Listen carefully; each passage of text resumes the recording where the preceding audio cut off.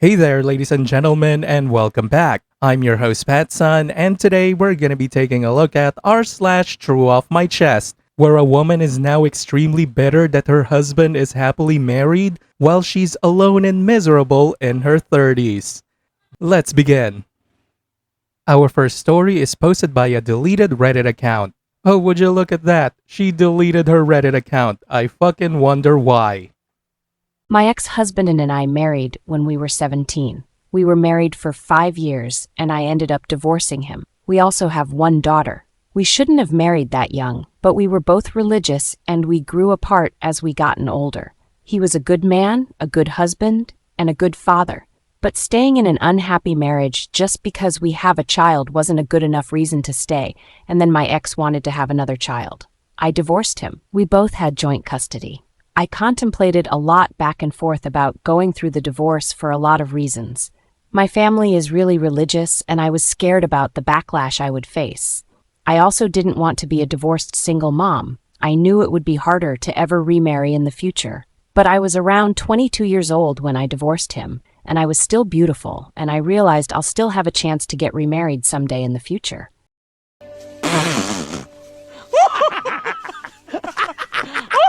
I didn't want this life so young. Maybe in my late 20s or early 30s, I'll revisit getting serious with another man again. I just want to enjoy my life now. I never got to be young. I had to grow up really fast. I did get to enjoy my life after the divorce. I left, I got to have some of my life back. I got to party. I even went to Coachella. I traveled a little bit, and I got to date a lot of different people and build more life experience. I also discovered I was bisexual during my single life, but after a few years, it started becoming meaningless and lonely. I started growing bitter. My parents are amazing. They helped me out a lot. My daughter spent a lot of time with my parents, and I feel bad that I missed a lot of precious moments with my daughter. Mom guilt is so real. Anyways, I'm in my early 30s now, and dating is even more hard than it was when I was in my 20s. The guys my age still want to hook up, but I just got out of that hookup phase.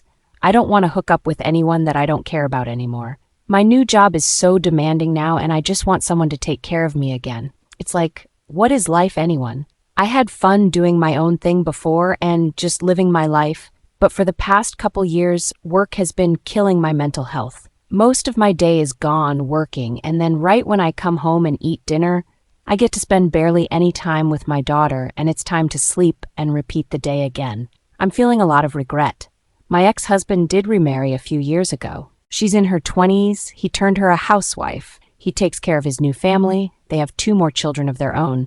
I don't like her. I feel like she's just using him. She doesn't have a personality. She just reminds me of Kylie Jenner, looks and personality-wise. She also reminds me of me when I was with my husband. She kind of resembles me years back when I was with my ex-husband, and it's safe to say that he has a type. I know I don't love my ex-husband anymore, but I do miss what he did for me when we were married. I really want to have what I used to have with my ex-husband with someone else, but no one nowadays is as perfect as my ex-husband was. I feel like my ex-husband was the perfect man for me, but it was just not the right timing. I haven't found a man even closely comparable to my ex-husband. Most men don't want to take care of their woman and kids anymore, and it's sad. I feel like I'm going to have to date way out of my age range to find what I want, but I don't want to marry someone that's old and unattractive either. I started going to church again. I'm trying to find myself and God again. I just feel like I just kicked myself back again, and I'm restarting from square one again.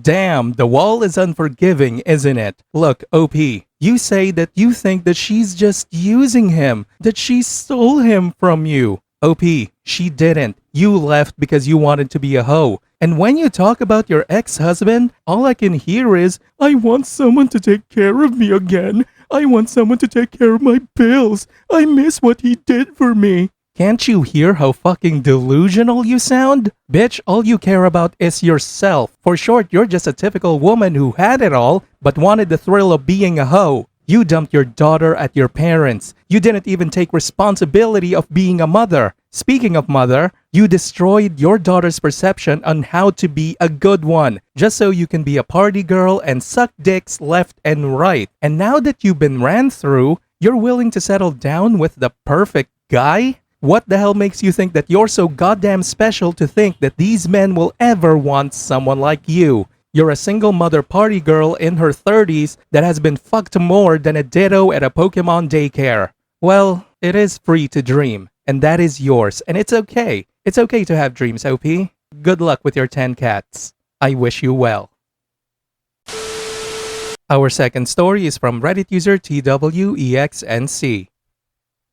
My friends think I'm an asshole for blocking my ex, who is married, because she keeps calling and messaging me. I wanted to ask if what I'm doing is right or if I should keep in touch with her.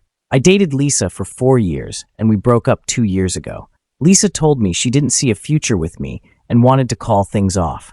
There were many reasons, and I knew it was coming. Lisa came from a wealthy family, and we met in college. Our relationship was great during the college years. However, after we graduated and got jobs, it became clear to her that I would never be able to provide the lifestyle she was used to. She hated the small apartment we rented because I wanted to pay off my student loan quickly, and she resented that I couldn't afford to take her on nice vacations. It sucked, but I couldn't blame her. I loved Lisa deeply, but I also knew she deserved the life she wanted. After we broke up, we still had lingering feelings and stayed friends for a few months. We had mutual friends and would meet regularly. I never hated Lisa. In fact, I cherished the memories of the 4 years we were together. But I was also acutely aware that we came from different worlds and that she shouldn't have to settle because of me. Still, it was hard to let go completely, and sometimes I wondered if I'd ever truly get over her. We drifted apart after Lisa started dating a family friend. I met him a few times at parties. He knew Lisa and I had dated, and though he was polite, I started avoiding her and focused on work. Eventually, I moved to another city and lost touch with Lisa. I heard from mutual friends that she got married 6 months ago. I wasn't invited to the wedding, but I was happy for her. I also dated someone briefly last year, but right now, my career is my main focus. That's what I need to believe. 3 weeks ago, out of the blue, I got a call from an unknown number. It was Lisa. She started with small talk, and we caught up on each other's lives.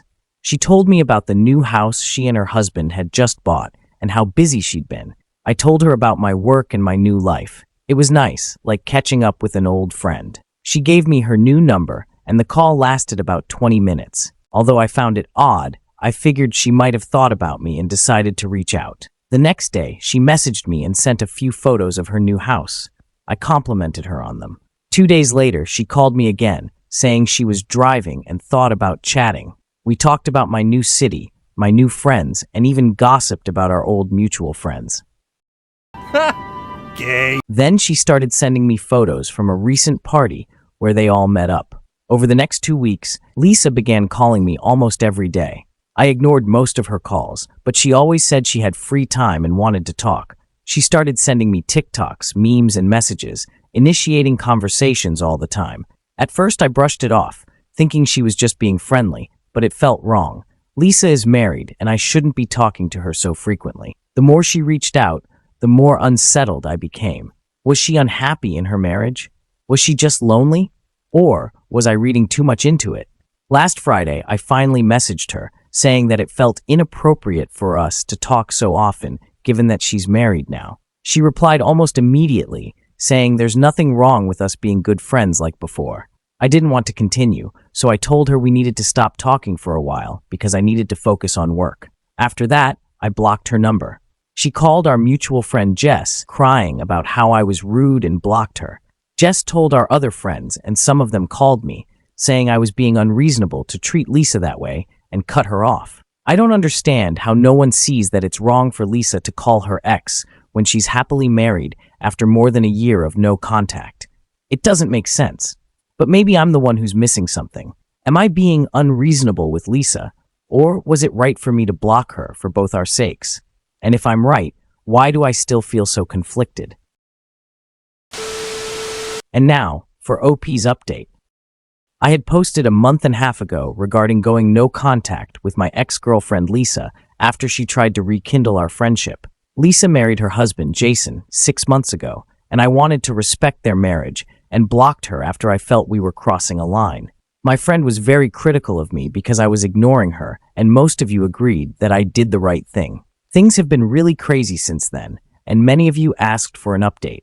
I wanted to respect Lisa's privacy, but as things settle down, I am again not sure if I am doing the right thing and need advice on my situation. Sorry for the long post, but too many things have happened, and I wanted to get this off my chest. After I blocked Lisa, she called my friend Jess and wanted to talk to me one last time. I initially declined, but finally caved in and told her that it would be the last time we would talk. That's stupid! You're stupid! Stop being stupid! Lisa called me on Saturday morning and told me that she wanted to talk to me because she needed help and does not know if she can trust anyone. She sounded awful, and I had to calm her down before she told me what was going on. Lisa told me that after we broke up, she met her husband Jason within few months. Jason asked her out for a date in front of her mom, and her mom insisted that she at least give Jason a chance. Jason was a charmer, and they quickly became official. Jason was everything I was not. He came from a wealthy family and had everything figured out. He took her on all the vacations I could never afford, and Lisa loved this life, where she does not have to worry about things like loans and money when she was with me. They had a grand wedding, but Lisa told me that things quickly started going south. One night, she was hanging out with Jason's friends, and one of his college friends started flirting with her and touched her inappropriately. Lisa was shocked and told Jason immediately. Jason was drunk and told Lisa to loosen up and enjoy the party and did not confront the friend. As months went by, Lisa found proof that Jason and his friends were doing drugs, and Jason had slept with most of his friends' wives, and it was a common thing in their friend group. She suspects it happened during the time they were dating, and also a few times after they were married. She confronted Jason, but he just got mad at her and told her that she is being too uptight. Things got messy, and Lisa told me that there were some instances of physical abuse, though she did not go into too many details. Lisa wanted to leave Jason and told her mom about it. However, her mom told her that it is too early in their marriage, and instead, Lisa should work harder to make Jason happy so that he does not need to look at other women. Lisa never told any of our mutual friends about this because they all loved Jason, mostly because he paid for all the parties, restaurants, etc. And Lisa just felt very lonely and helpless. That is when she got a burner phone and started messaging me on it. She apologized to me for getting me involved in her mess, but asked me if I can buy her a ticket to my city so that she can get far away from Jason and everyone and figure out what to do next. She could not buy the tickets because Jason had access to all her cards and accounts, and she could not trust any of her friends back home because Jason might know about it. I was really angry with the whole situation and agreed to help her. I got the tickets immediately and did not email her any details. I only told her the confirmation numbers when packed and reached the airport. She flew to my city and is staying in my guest room. Everything you say to me is pissing me off. As expected, hell broke loose as soon as she called her parents to tell them that she has left Jason and is with me. She told them and our friends why she did what she did. However, everyone just thought that we had an affair, and she left Jason for me. Jason was really angry and demanded her to come home, or they are done. His parents called her to plead her to come back and talk about things calmly. Her dad refused to talk to her, while her mom flew to my city, and we all met, and she told her what happened. Her mom was more worried about their reputation than what Lisa went through in the last few months. It was just sickening. Lisa is looking for lawyers to file for a divorce and has refused to talk to Jason since she came here. Jason has not made an attempt to visit her and initially sent he a lot of threatening messages. I feel he was advised not to send any more incriminating messages to her, and the messages from him suddenly stopped, and there is radio silence. Lisa is currently living with me for the last month. Oh my god! She has offered to pay me rent, but I have told her to just save up for any legal fees, as it seems her parents might cut her off. Many of our mutual friends still refuse to believe what Jason did, and some feel we were having an affair. Many of them have completely stopped talking to Lisa and me, and even removed us from their socials. Lisa looks like an empty shell of herself. She was the most kind, fun person when we were together. Even though she keeps a brave face, she just bursts into tears randomly. I feel she has still not told me the whole story on what Jason did to her, but I am just going to be a good friend and give her the space she needs. I honestly am not sure how to feel. Everything happened so suddenly. I never had a time to react and think if what I am doing is right. I don't know how I got in a situation where my married ex is now living with me. I cannot kick her out, and I want to be there to support her in such a horrible time. However, a part of me also does not know if what I am doing is right, and as she is still a married woman, I do not want to be labeled as a homewrecker or a cheater. Any advice would be appreciated. You son of a I'm going to tear off your and shove them right up your and then on your with in the and your so then you'll have to sideways. Oh, you disgusting home-wrecking white knight asshole. You did it right the first time. You should have stayed no contact. Instead, you willingly became the affair partner of a married woman. OP, stop with your stupid lies. You two had an affair. Because if you didn't, then why the hell would she ever run to you? Why not her so-called friend Jess? Don't even make the excuse that Jess might tell her husband, because Jess contacted you and convinced you to talk with Lisa again. Jess knew about the affair and was helping your ex with it. Look, dickhead, you may not acknowledge it, but you had been having an affair with this hoe. She even got a burner phone, for fuck's sake. All cheaters say that their partner is crazy, abusive, controlling, and all the other names in the book. She probably told Jason the exact same phrases about you, and she's gonna be saying the exact same things again when she monkey branches to another man, just like when she dumped you to be with her current husband. Viewer support is the best way for me to remain independent and continue bringing you these daily videos, which will always be here on my channels for you to watch absolutely free. So please consider subscribing to me on Rumble and on YouTube. Both will be linked in the description box down below. Thanks for listening, everyone. If you even somewhat enjoyed today's story, make sure to give this video a thumbs up, and if you really like it, consider subscribing to PattSun to never miss a future upload. Stay strong.